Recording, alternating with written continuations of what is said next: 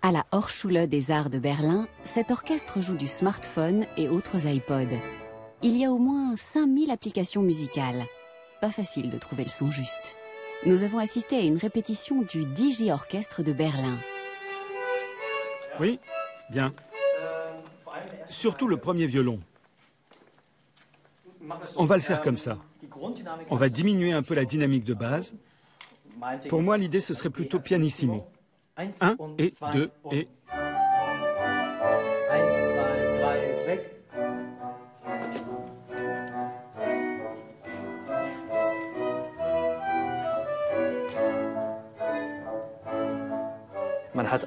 Avec l'iPad, d'abord on a une plaque de verre devant soi et on appuie dessus. Au début, le contact est un peu froid et pour en sortir un son vivant, qui respire et qui sonne comme un instrument traditionnel, ça demande une connaissance technique certaine. C'est pareil pour les instruments traditionnels que j'ai étudiés pendant des années et appris à maîtriser. Maintenant, quand je prends l'iPad en main, au fond, c'est comme si j'apprenais à marcher.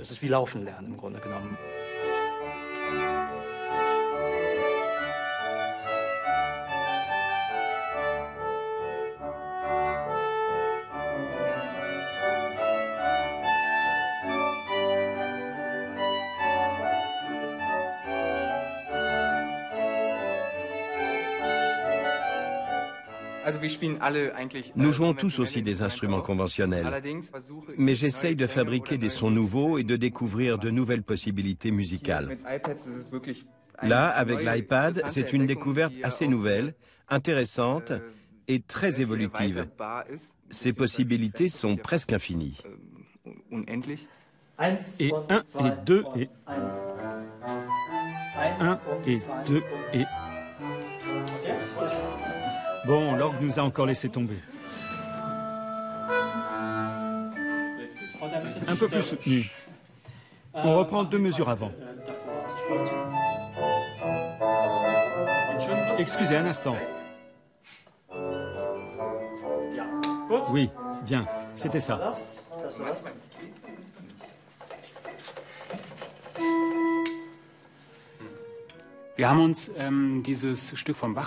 Nous avons choisi cette œuvre de Bach parce que Bach est une figure phare dans la musique et dans l'histoire de la musique.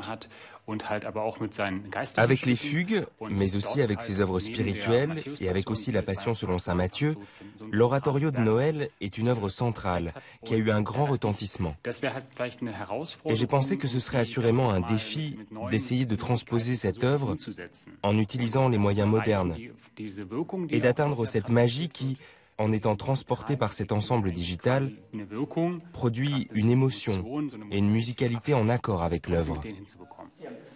Ensuite, je propose de faire tout l'aria.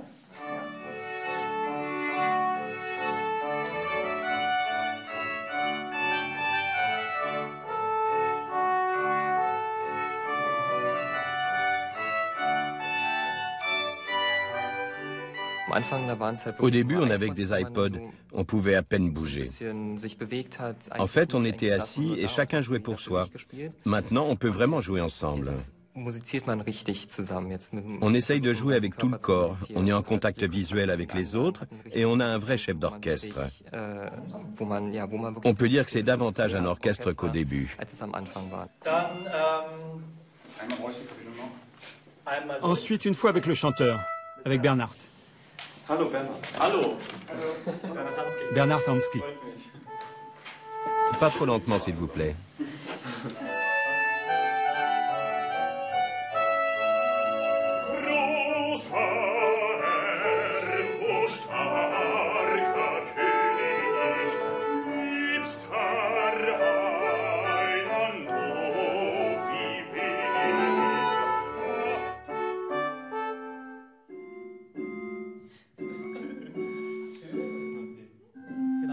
Voilà, exactement là.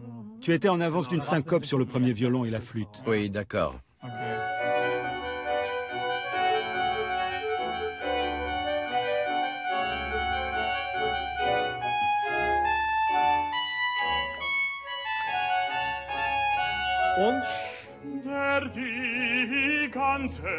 Die ganze Welt erhält.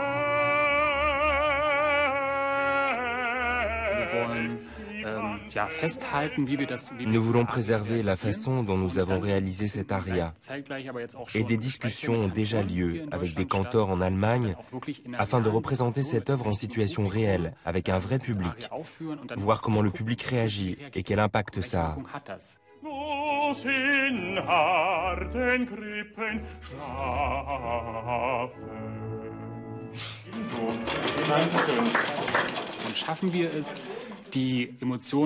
Va-t-on réussir à transmettre réellement les effets et les émotions que nous ressentons physiquement et que nous voulons exprimer? Peut-être que cette appli musique n'est qu'une musique pour les musiciens eux-mêmes, sans aucun impact sur le public. Ce n'est pas impossible.